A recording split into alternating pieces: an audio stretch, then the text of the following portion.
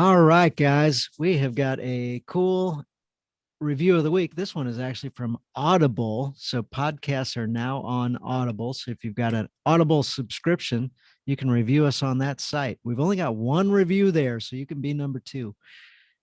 Kind of funny. There's a guy I know, and he says, "I am number two." That's his slogan. So Jesus is one, he's two. So here's the review for the week. It is the title, Jason Kept It Real. Great to hear Jason speaking the truth of what really matters in the world.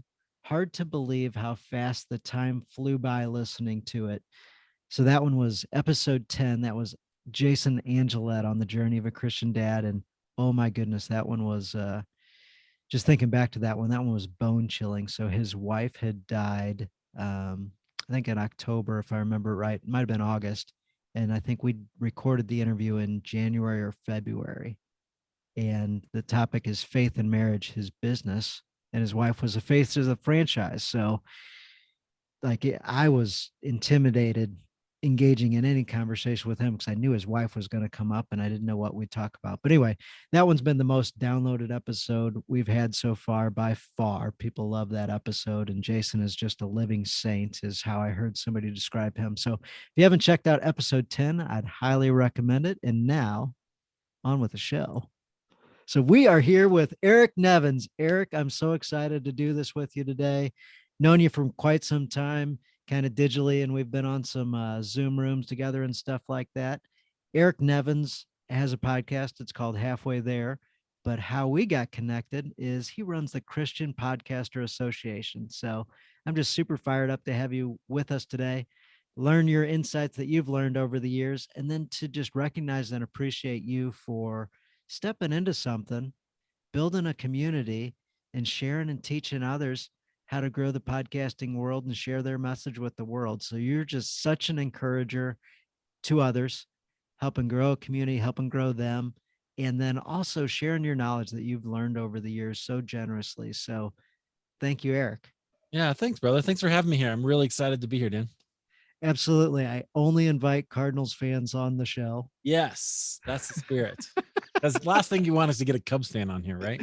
Oh, That's right. That's right. I don't think we've had a Cubs fan on yet, but no, that's they're not the true. worst. We allow any baseball fans, anybody. So if you got a great message and a story, we're glad to have Yeah, you. But I lived in Chicago for 7 years, and it was so fun. Such a great rivalry. We had a great time. Definitely saw some interesting things down there at Wrigley Field, but oh my goodness, yes, I uh, remember I've gone up there and yeah, yeah, just being down by Wrigleyville. bizarre. There's a story every 5 feet. Oh my goodness. Yeah. I won't share the worst one with your listeners. They don't need to hear it, but it's yeah, it was definitely strange. But we also saw some great things on the field. Like we were there in '98. We saw, I can't remember. I think it was like home runs number 46 and 47 for McGuire, and Sosa hit 46 or something. So Oh wow. we've seen some cool things, but yeah, it's okay. We'll let the Cubs fans off the hook. They've had it hard.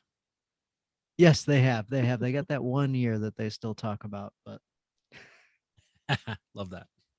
all right. So we talk a little sports and baseball and stuff, trying to just keep things real. And, sometimes we can get real holy and drift away from things. So wherever this conversation goes, it's God blessed and we can talk about whatever comes up. But I'd like to hear a little bit about how you stepped into podcasting and what got you that direction. Like, where's your spiritual journey been going, and what was the trigger for you to step out and say something in a microphone and hit the release button? Yeah, it's a great question. I was completely miserable in about 2014 and 15. How old were you then? Oh, I was, I guess, late 30s, Late 30s. Okay, something like there's a that. theme to mid to late Is 30s, there? but go Yeah. on. Well, I think so because I know for me. So the backstory to that is I spent about 9 years trying to be a pastor, and I got my undergrad in biblical studies, and then I went to seminary. I dropped out. It took me 9 years to get a 3-year degree.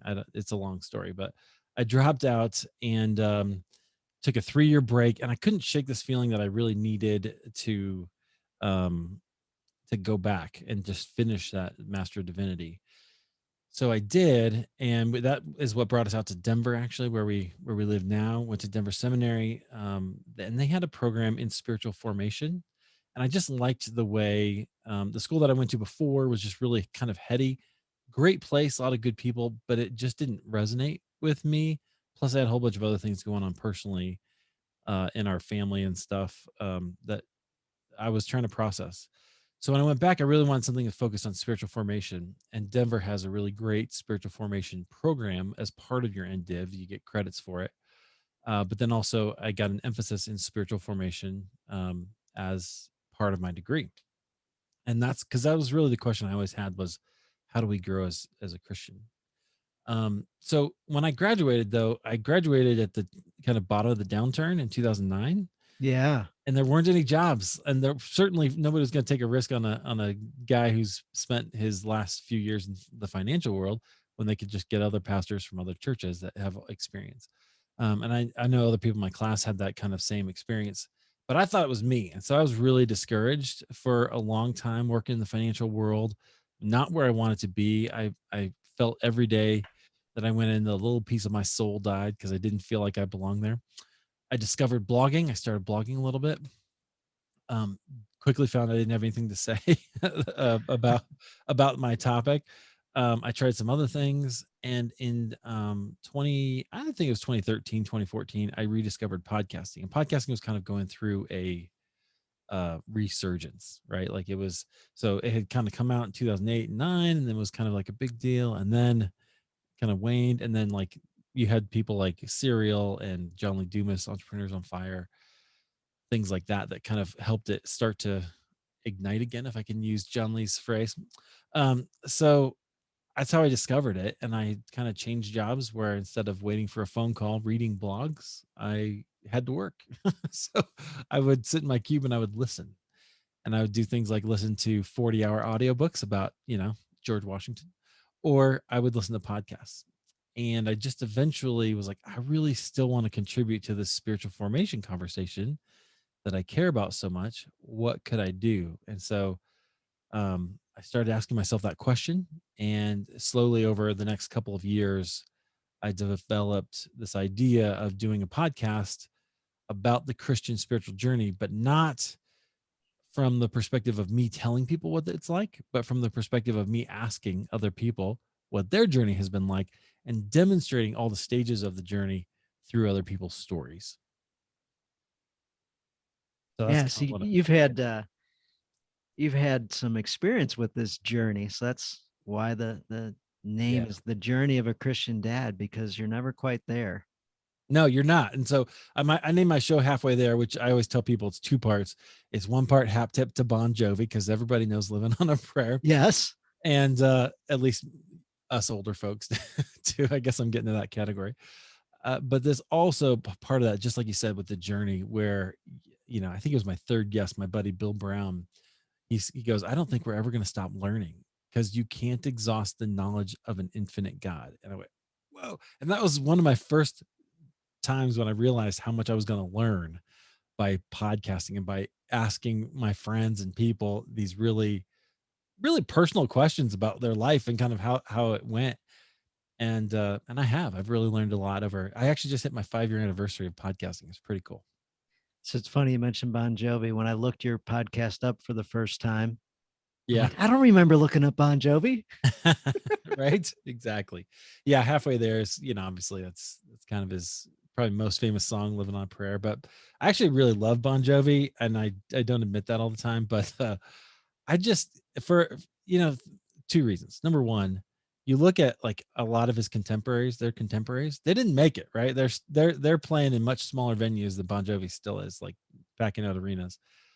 And there's a reason for that. I think it's because they went more positive than raunchy, like Yeah. some of Yeah. that early, 90s, Right. late 80s kind of stuff. And they've continued to produce good music by and large. And I think the message that they've always had is about faith, about believing in yourself and God, in getting yourself up and doing it. And I think that matters. And so that always has resonated with me. And so anyway, that's it's a little piece of my personality in the title of the show that most people don't catch, but I love it. There we go. Well, that answers the question of why Bon Jovi popped up first, and I thought I was on like the music channel or something, and not the No. podcast channel. But pretty funny, pretty funny. So you get to interview all kinds of people on your podcast since you've been doing this for 5 years now. What's been some lessons that you've learned since you've been able to ask these questions about their journey? Oh man. Well, there's a lot of them. One of them is, and this is part of what I set out to do. It's that the dark night of the soul, or whatever, the spiritual desert, whatever you want to call it, is absolutely an ordinary piece of the Christian journey. You know, I grew up where the Christian testimony was always, my life was terrible, and then I met Jesus, and now my life is great. And that was the template, right?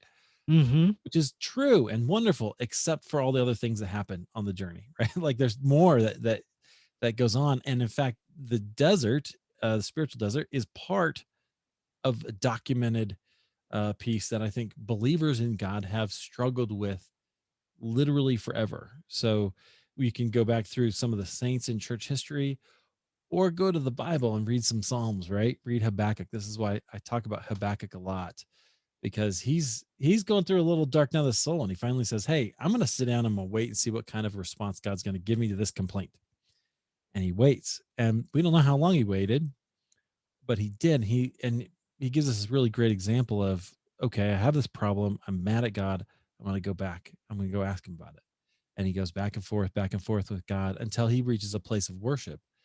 And I think that's normal. And so that's one thing I've learned by hearing people go through that. Definitely, I think that's powerful. I think we need to support people. I've also learned that I think most of our evangelical churches are only able to take us so far in the journey because of the way they're structured.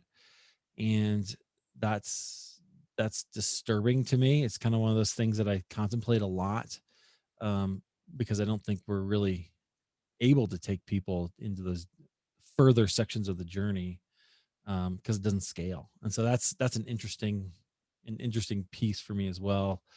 That causes a little consternation in my family, you know, when I'm like, I don't know, I don't, you know, I'm struggling with church right now. Like I love my church, I love my people, but I'm tired of the show, you know.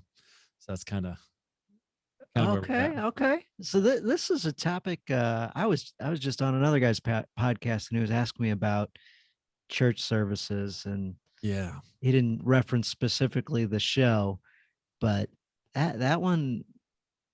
So from your perspective, what is it about the show you don't like? Oh man. Well, I'm at this place right now where I am just tired of being manipulated. You know what I mean? Like I feel like there's so much in our even our services where, okay, we're going to give you 3 songs or 4 songs, and they're designed to make you emotional, right? Like Yeah. we're going to try to get you into this emotional place. And don't get me wrong, I have nothing against emotions. I'm an emotional guy. I like that. And there have been times in my life where I really need that as an expression.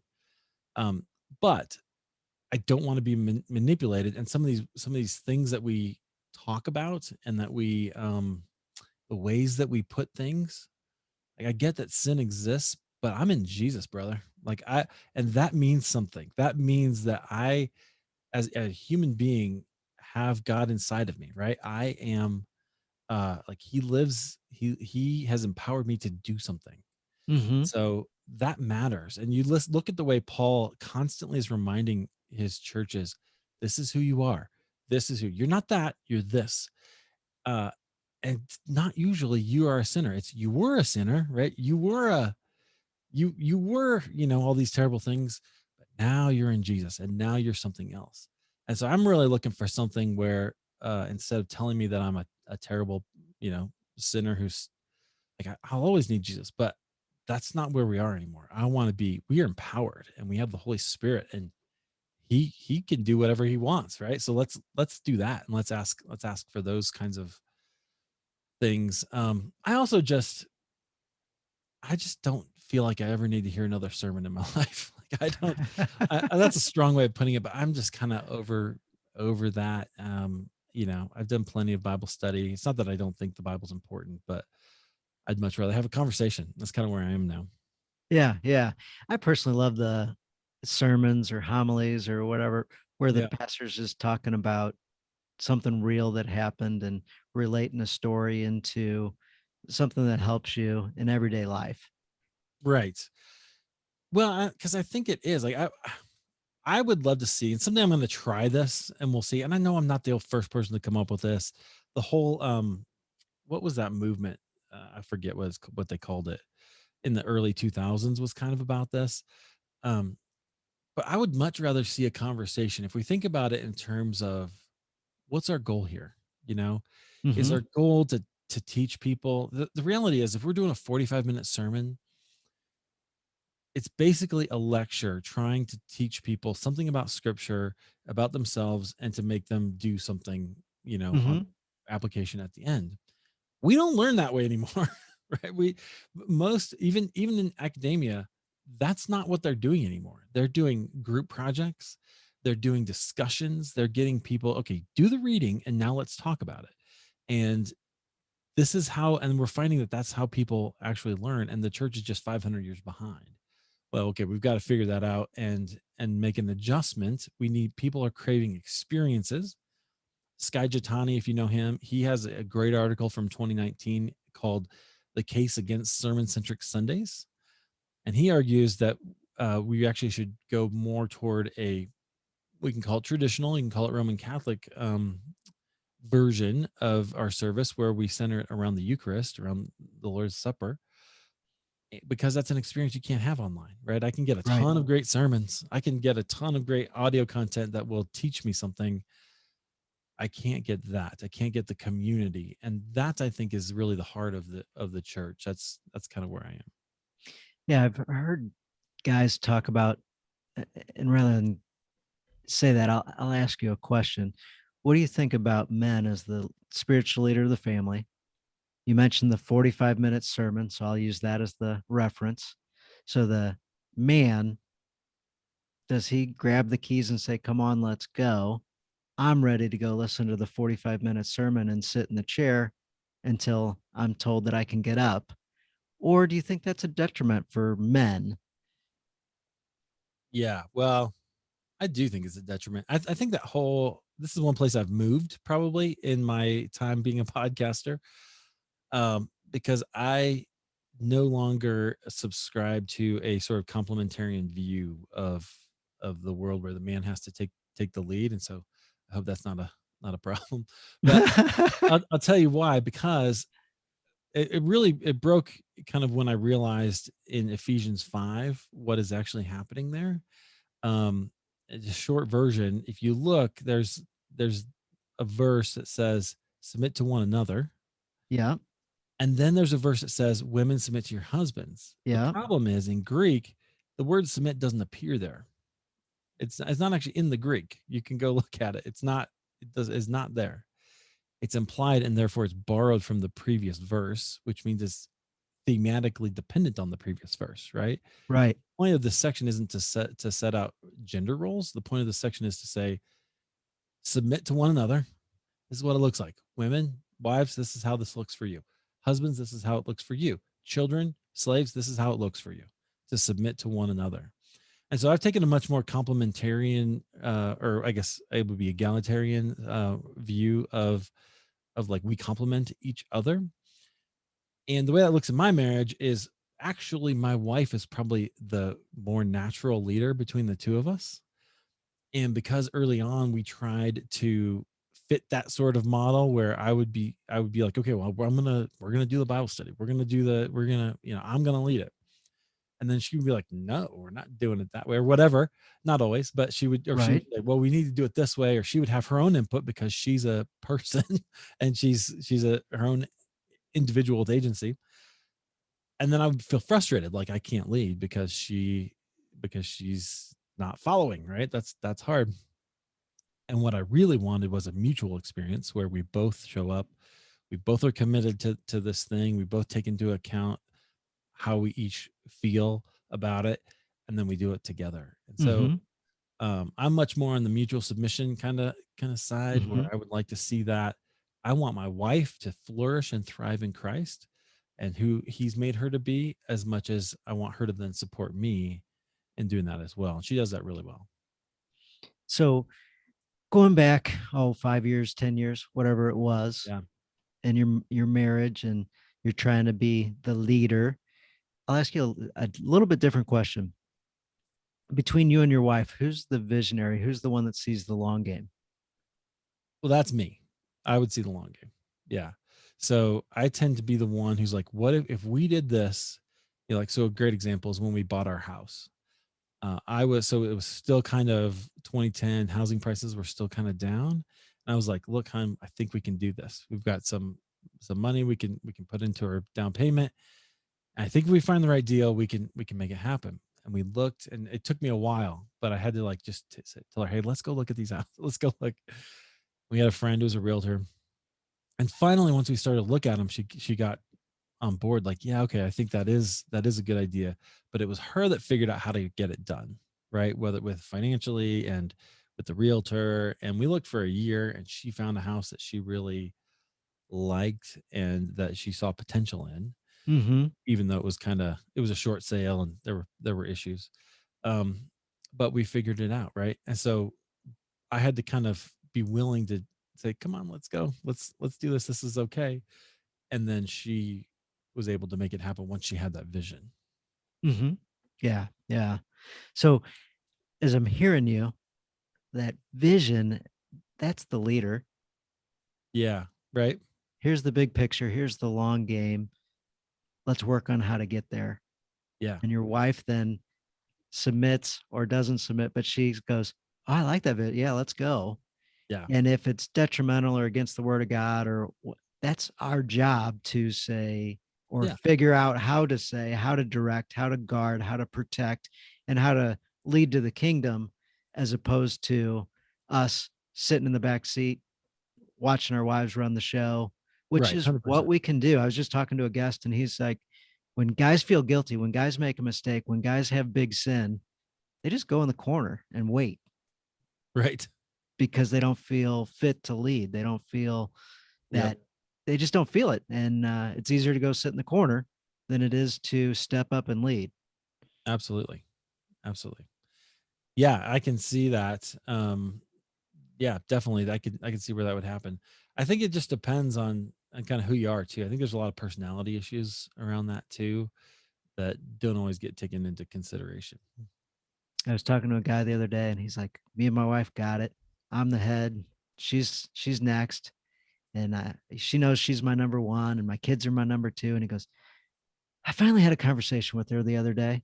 And the other day may have been years ago, but he says, honey, you're not number one anymore. I've been telling you that for a long time and it just wasn't true. And I don't know why I ever said that. Yeah. She looks at him like, what are you talking about? She's a pretty prominent attorney and she's pretty important in everything. And she's like, what's going on?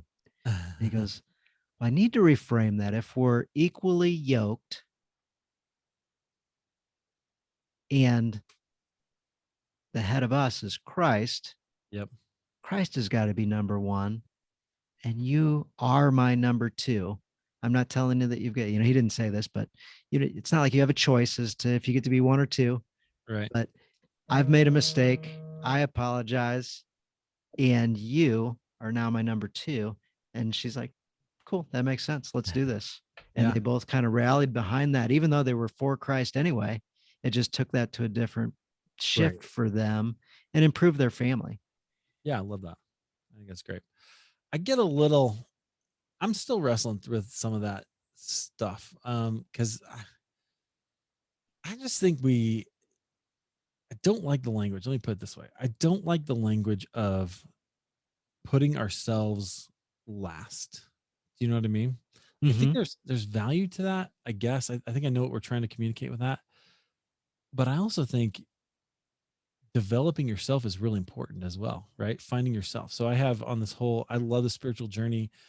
I think I break it down into 4 stages. There's nuance to all of it, right? But um, so it's like finding or meeting Jesus. I call it like 4 journeys, right? The journey of meeting Jesus, the journey of learning the way of Jesus, the journey of finding yourself in Jesus, and then the journey of loving like Jesus. And so in that season of finding yourself in Christ, I think it's really important. Like you have to know who you are, right? That we're back to that identity piece. I think it matters so much.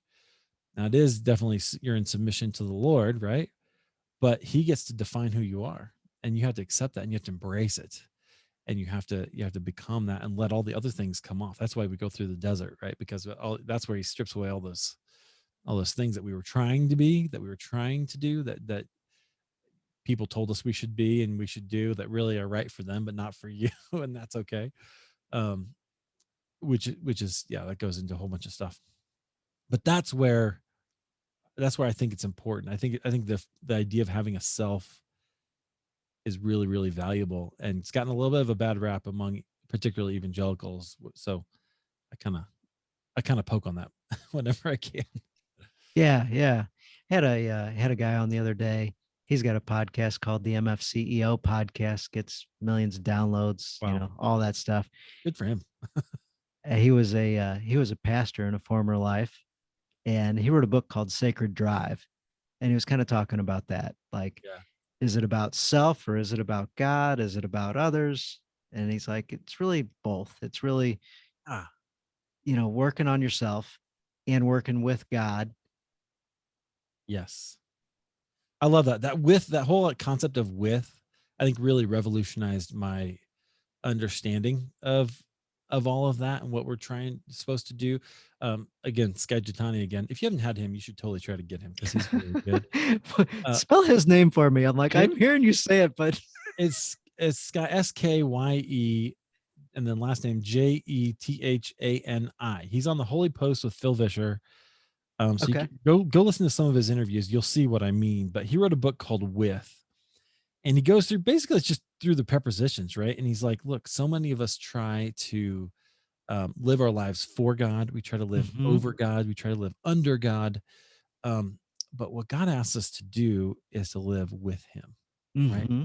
That is a whole different ball game because it means that not that you don't matter, right? It means that you matter and God matters, and you go together, and that so like I don't know, when you were a kid, were you ever like afraid to, I don't, maybe your mission, I don't know, I don't know enough about you, but like I was always afraid when the missionaries would come and I'd be like, oh no, God is going to call me to Africa, I don't like snakes or whatever, right? Like I'm just Yeah. like, no, Go right to the snakes. I don't like not snakes. interested. Yeah, right. And I was afraid God was going to ask me to do something that I didn't want to do.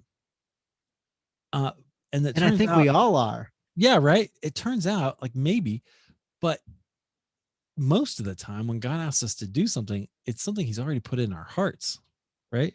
It's something that's in here. So, like when I decided to quit my job, and I would not recommend to anybody to do it the way I did. If I were smarter, I would have done it now than rather than 3 years ago when I did. But who knows? I was driving to work one day, and like I said, it was every day was like, I was angry about having to go. I just felt like a little piece of my soul died. And I was mad about it. And I was praying. I was like, God, what am I going to do? What should I do? That kind of prayer. Yeah. And he said to me a handful of times that I feel like he's actually spoken to me audibly. And he said, I think you know what to do. Right. And I went, oh, I do. I need to get out of here. Like, I just can't stay here. This is not good for me. And so started to put into motion a plan to get enough money into the bank so that I could quit and have a couple years where I could figure it out, right? And that's what I did. And but that wasn't about just God, right? That was about the thing He'd already put into my heart to do and that I've been dreaming about. It's like, okay, I have to go do it. And you know what? Like I said, it was not the I wish I would have had a better business model going already. That would have been a good idea. Um, but I spent a couple years trying to bounce around, try some things, do some things, figuring out, okay, what do I want to do? I clarified a lot of stuff, and now I've got a business that I really love, and I get to serve people. And I realized this makes me, I just love this part. I realized that what I'm actually doing is what I always wanted to do, of helping make disciples, help people as they discover their voice with podcasting, as they discover more about the message God has given them, and they share it literally around the world with podcasting.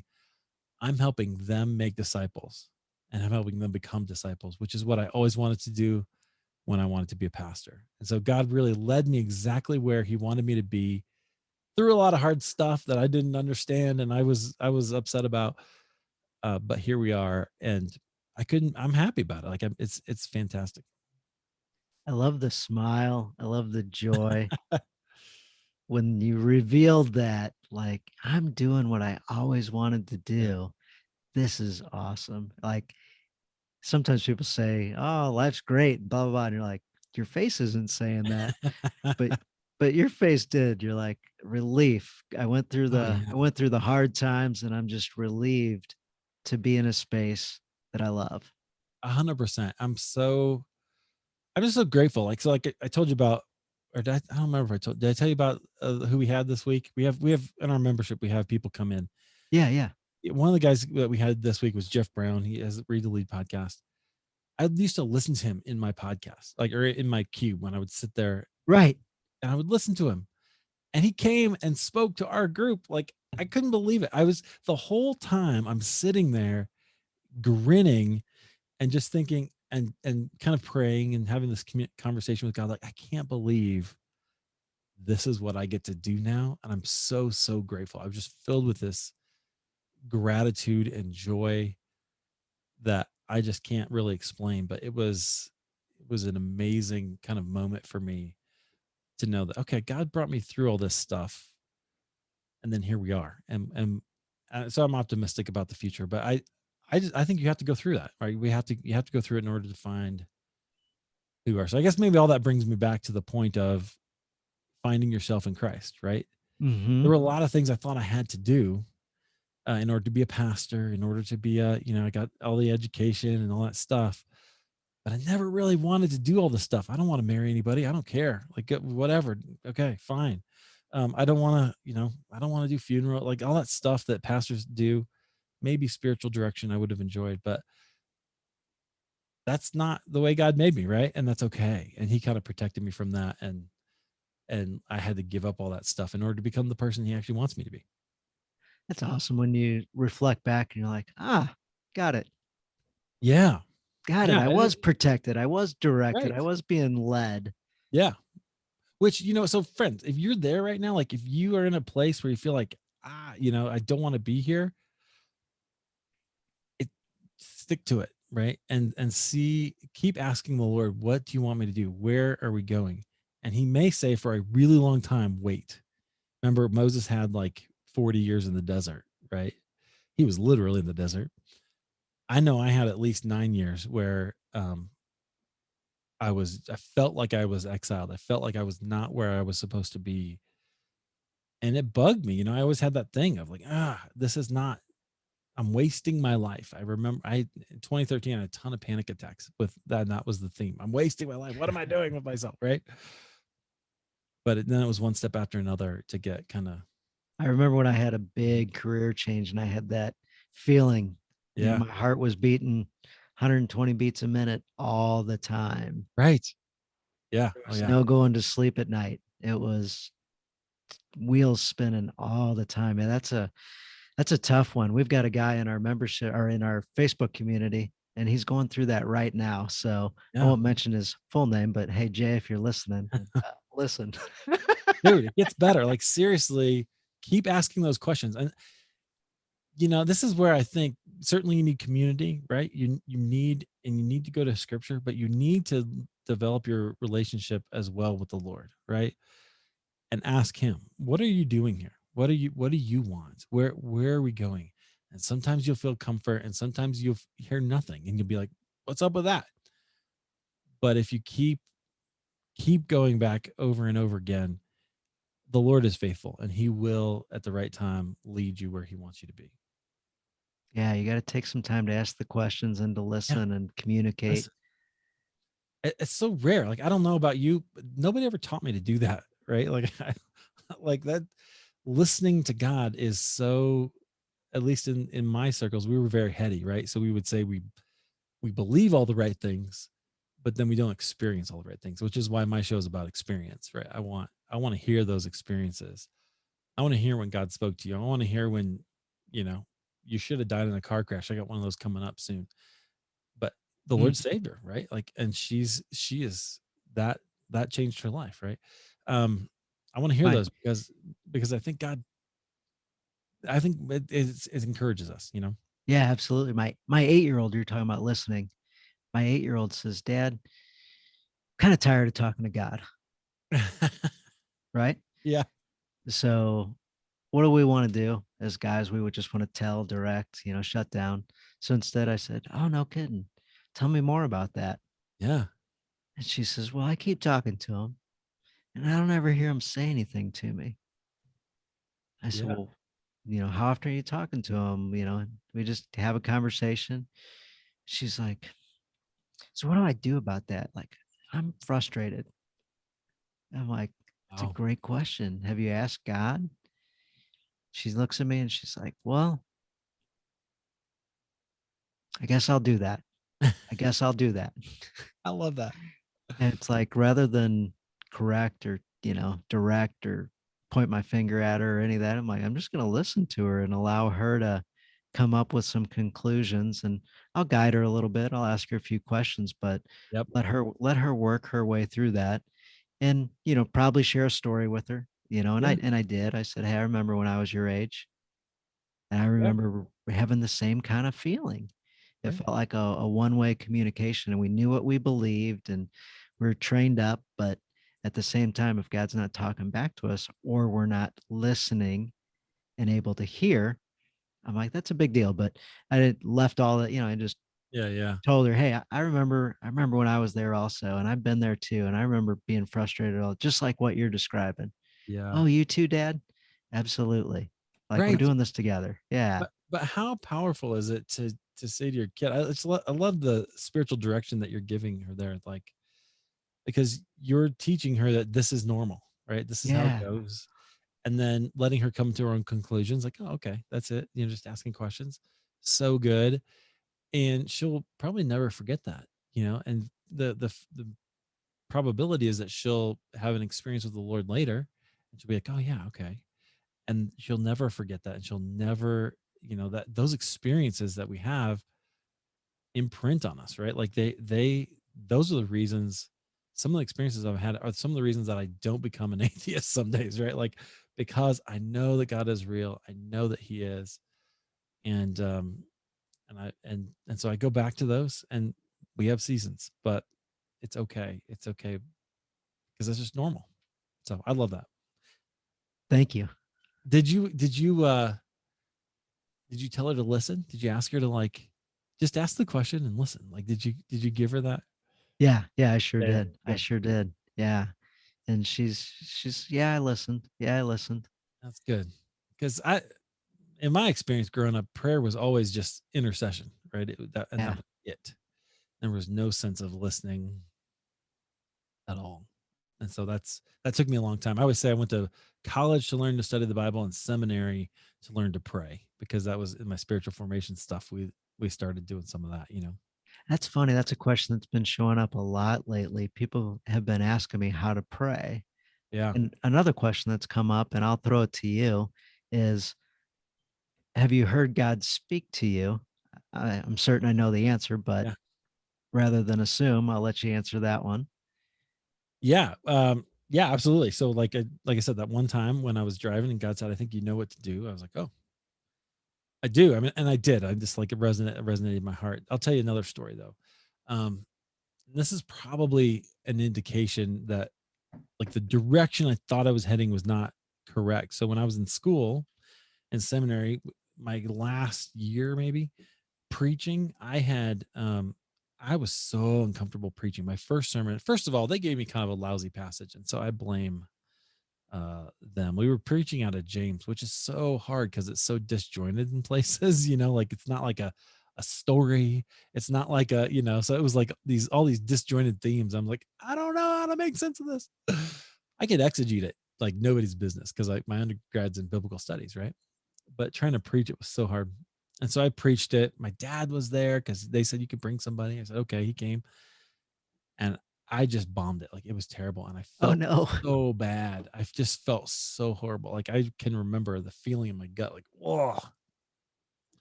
And so that night I was just so much anxiety. Just I could barely sleep. Got up in the middle of the night. I was just sick, literally sick. And I'm praying. I'm going, God, if I can't preach, what am I gonna do? Like, what do you want me to do? Like, what am I supposed to do? How am I supposed to do this? And he said to me, well, you weren't very good at taking phone calls at first either. And and I laughed. Like I just was like, oh my gosh, because at the time I was in customer service and I could take 100 phone calls a day in a 10-hour shift, right? Like I could just take so many phone. I knew within about 4 words of when people would come on the phone and start talking, I knew what their problem was, how to fix it, and ready to go. Like I was training people. Like I was I could That's awesome. right. I knew what I was doing. Um, and he just was like, "Yeah, well, you didn't know how to do that very well at first either, did you?" And I was like, "Okay, all right, you're right." So it just takes practice. It just takes time. And so for a long time after that, less now, but for a long time after that, if I knew it was the Lord speaking, if it was funny, right? If he made me laugh, I was like, "Oh, okay, good," which was really sweet in a lot of ways. But yeah, so I didn't always believe that God did that. But now I think if he doesn't do that, we we probably need to spend some time listening instead and asking him too, because this is part of the life he's promised, right? Yeah, so sometimes people answer that question with, or when they ask me that question, is it signs? Is it the wind? Is it you hear something in a song and Yeah, any of those type things? I'm like, yeah, it's all for me, it's all those things. I yeah. hear it all And kinds of different ways. and I think that can happen, right? So there are all kinds of it can be an impression. Some people get pictures, some people get words. Some and I'm a little envious of those people who like constantly have this word thing back Yeah. and forth with the Lord. That's not exactly it. For me, it tends to be occasionally it is, but it tends to be more of a feeling. And in the last couple years, it's been like this almost like a tingling down my neck, when I know that Yeah. the Lord is there, which is really interesting. And I'm always a little like, is that really? But like for instance, one time we were praying, we were in a small group. There was a couple there that had trouble getting pregnant, and we were praying. I didn't even pray out loud, but I just started praying for them because I felt led to. And I felt this like literally head to toe tingling sensation. I always say it's like a zebra because it was like back and forth, like it's hard to describe, Yeah. but Yeah. literally head to toe, super intense, really like it was like your foot being asleep, but like really, but all over head to toe, like. Yeah. Yeah. And I was like, okay, and I just kept praying for them, and I was aware of it, but trying not to like focus on that. And then I kept praying for them. Literally within, I think a month, they were pregnant and they have a baby today. Oh, Now, I'm not saying I did that, like, you know what I mean? But I don't know if it was just the Lord, like, hey, I want you to pray. And so I did. And I just had this sensation. I was like, okay, I was confident then. I think God's going to do something, like, and he did. So I haven't even shared that with them. Like, they don't know wow. that No happened way. No because I didn't way. want to do that, like when they were pregnant, like Right. just let that be. But so I'm trying to learn to trust those things, right? And go, okay, what does that mean? I don't know. So when you just talked about confidence that God would do something, Yeah. how, how big can you have confidence that God's going to do something? Well, okay, not big enough that I would tell them. Right? I wasn't like, "Hey, guess what? You guys are having a baby." Cuz I don't like that's just not part of my grid, and I didn't I know stories of people who we have some other friends who were, not able to have children for some medical reasons, and people prophesied over them, right, that they were Right. going to get pregnant, and it was such a huge disappointment. And I was not willing to try to go there, but I don't think you have to, Yeah, I don't right? think you have to.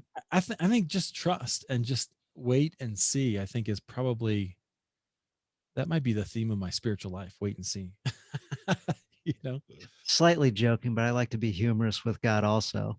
So I'm like, no, that's Right. kind of between me and G. That's right. Totally. Exactly. And it's okay. And so, for me to just go, "Oh, that totally happened." That's super cool. I love that. Yeah, sometimes I have like I'm working on upper limit things. Yeah. So can I believe that God will do that? Can Right. I believe, it's like, oh man, that's a big one. I don't know. Yeah. Of course he can logically, Right. but then getting that in my head and getting convicted around it sometimes is a challenge. Well, theologically, like, it's one thing to know something theologically, it's another thing to know it experientially, right? Yeah. Now, experience isn't always everything. Like, we know that the Jews went through the Red Sea and they still complained and they still were like, "Let's go back," right? We can have experiences and they're not forever. Now that one blows me away. I know, right? Well, I mean, they were hungry. Like, I get pretty mad when I'm hungry too. Yes, yes. I mean, that's okay. So you want to I've go back and be slaves? Right, That yeah, is why would you right. do that? Don't do that. Uh, but I so it's experience isn't everything, but it's also not nothing. You know what I mean? And Right. that's where that's my show. That's what I want to do is explain those, share those experiences that people have because I think they matter, and I think there's a reason that so much of the Bible is narrative to give us that idea of what does it mean to walk with God in this world, and you know they do it imperfectly, and we do it imperfectly, and yet God is good, and He ultimately gets you know his purposes accomplished. So earlier, you're talking a little fear and then a little failure also. Yep. And you've been through some failures. So what's your thought on failure these days? Oh, completely changed for me. I am so grateful for some of the failures that I've had because they created a little bit more drive and a little bit more uh, clarification, or I've added skills, right? Hmm. So, I thought it was a failure to work in a call center for 10 years, but you know what I can do today? I can listen to you, or I can, when I do interviews, I make my show notes at the same time because I Yes. type and listen at the same time. I can ask questions. That's where I learned to ask a question and be quiet. Yes. Ask a question and just be quiet. Let people answer. And sometimes you have to leave an uncomfortable silence. And I learned that on the phones too. Um, so there's stuff like that. I started 3 different things online before I found the one that really works for me. I tried blogging about Christians and politics and found I didn't have anything to say really. And you knew that was the thing probably when you started that one. That this Yeah. is I was this like, is I it. love this. I love politics. No way. Oh my gosh. Can you imagine? I'm so grateful now, right? After the last 5 years that I wasn't in that world because it would have been hard. Um, I tried to start a thing for pastors, but I wasn't really a pastor. I didn't have any credibility. Right. So then I tried to do a thing where I was coaching, life coaching, trying to be a life coach. But Everybody's a life coach these days. I know, but I couldn't figure out my life, right? So that was kind of weird. And but then I started a podcast about something I knew that I was passionate about, and then I was lonely, and so I started a group to bring people in. So to And hear that, so it was lovely. I did. I was just solve my own problem, right? To bring people in, and that's what we did. And so the group has grown. I remember being thrilled when it hit 500 people, and now we're over 2,000, and we're gonna, I think by middle fall this year we'll probably hit 3,000. So that's amazing, right? Like it's growing. We have the membership, podcasters join. We're doing events, and I could I have imagined it? Yeah, but could I have imagined how great it would be as we do it and as I serve other podcasters? No, I had no idea how satisfying and proud I would be of it. So, um, I'm so glad I went through all of those failures because on each one I picked something up. Like when I was a blogger about politics, InterVarsity Press sent me a book called "A Free People's Suicide" by Os Guinness, and he talked about all kinds of things, but he talked about kind of how character is shaped, and that what matters is really character, not all the other things.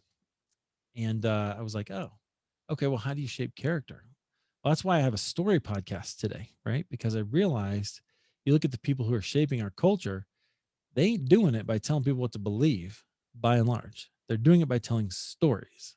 And so I was like, Yes. okay, well, that's what I'm going to do then. I'm going to tell stories. And I love to tell stories. I can do that. Don't ask me to preach, but ask me to tell a story, ask me to start a conversation. Those two things I can do. And so it just kind of fit my personality. And I honestly think that's where we're going anyway. That's where our culture is. Absolutely. And when you look back, it's always been about story. Always. Yeah. Always been Whether about whether it was story. around the campfire, right? Of Yes. the tribe, or in books, whatever. Stories are how we communicate what we believe. And so I was like, oh, we got to do more of that. And in fact, I can do that. I was a financial planner years ago, and early in my career, I was given a book called Story Selling. Oh yeah. I was like, oh, this is the dumbest thing ever, but I'll read it because I don't have anything else to do. And I Yeah. got into it. I was like, oh, this is really cool. This is great. Yeah. Why wouldn't you use story to help Right. illustrate something? And I'm like, done stories. I'm going to get good at having signature stories so I can always tell something about That's whatever right. it is so we can guide people in a direction, develop character, whatever it is. But you can take people on a journey with a Yep. story and they're just all over it. So, like, I'm doing that. I know. I love it. I got the chance to mention that to Oz Guinness because Oh, that's interviewed awesome. I've interviewed him twice on my show, and I was just like, again, like that's one of those moments of gratitude. I'm like, dude, your book set me in a whole new direction. He didn't anticipate that because that was not what he was trying to say in the book, but that's what I took from it. And he gave me a really great answer about character and how that matters. So it was cool. Yeah. So, those different things that show up in your life when you're on a whatever direction you're going, and Yep. that's a key for you down the road. Another one was questions. Yeah, absolutely. So that's what So, I got from, certainly from the call center, but also from coaching. When I took coaching yes. training, I learned how to ask questions. And honestly, that revolutionized my social media too, because I share some things, but mostly I ask questions. And Yes. I get people to talk about themselves, and people love to read, either snoop on other people and read what they're saying about an answer, right? Or they love to just answer it and tell how they feel about something. And so try to ask questions that do those two things. And then when I share my podcast, more people will see it because I'm developing that kind of cachet and on the platform and the algorithm. So I love it. And it just, asking a great question can you know, open up people in ways that you never expect. So there's some keys there. Translate this to everyday dad life. A lot of us, Mm, even our wives or families, I were lonely, especially through COVID. Now we're yeah. coming out of that. And I hear that question a lot. How do we connect with others? Well, it's oftentimes questions Yep. and oftentimes getting them to share their stories about whatever. And I love the story when you say, who are you? Where'd you come from? And you get to hear that story from them, really helps you connect. Something you said was lonely. Yep. So I created a group Yeah. inviting people into your story. And through that, you got to know their stories. So in regular life, create a group, start a Yeah. soccer team, start a Bible camp, start a, backyard playground, Friday night happy hour, on your driveway or whatever, but create it. Yeah. Yeah. Lead that. And it's so much more. So that's actual leadership, right? It's not just like being the guy who stands up in front and tells people things. If you're the person who just says, hey, let's get together, you know, that is leading people to start it. Like we just did a party for my wife. She just graduated with her bachelor's degree in organizational leadership, and I said to her two friends, "Hey, can you help me?" Right? And you know what? They took off and they did it, and they were so generous, and it was amazing. And I made the meat, and that was good. Like I barbecued, and I cleaned the house, and we're good, right? Like that. But that was the way I led, right? And it worked. So Yeah. And that's a great way of serving your wife. yeah, yeah. And she was really excited about it. We often have big barbecues in our backyard. We're not quite there with COVID and everything, but we had a good, I don't know, maybe 30 people stop in over a few hours. It was nice. Yeah. Yeah. But you got to do that event that you might not have been all that excited about, Right. but then you got to participate in a way that you are excited about. We're able to serve everybody. Exactly. Yeah. And yeah, we have people who will cancel plans if I invite them to barbecue. So Nice. Nice. Well, that's great. Have you got any tips or anything you want to leave with a audience of dads for leadership or just anything? yeah, I guess what I would say is embrace who you are wherever. So that includes your circumstances, wherever you are, even if you're in a job that you don't love, you're in a circumstance that you don't love, embrace that. The first thing starts with admitting that that's where you are and knowing that. And then um and then start to take steps from there, and don't quit trying. Keep trying, keep going after things. Um and ask that question, well, is this really what resonates with my heart? You'll find yourself in ways that you probably didn't expect to let go of everything else and move forward in who you are. And the reality is, when you do that, everyone around you is going to be happier. Like if you are connected with who you are, your wife's going to be happier, right? Because you're not trying to be somebody that you're not, right? Your kids are going to be happier. You're not going to be grouchy because you have been holding it in all day, right? So keep after that.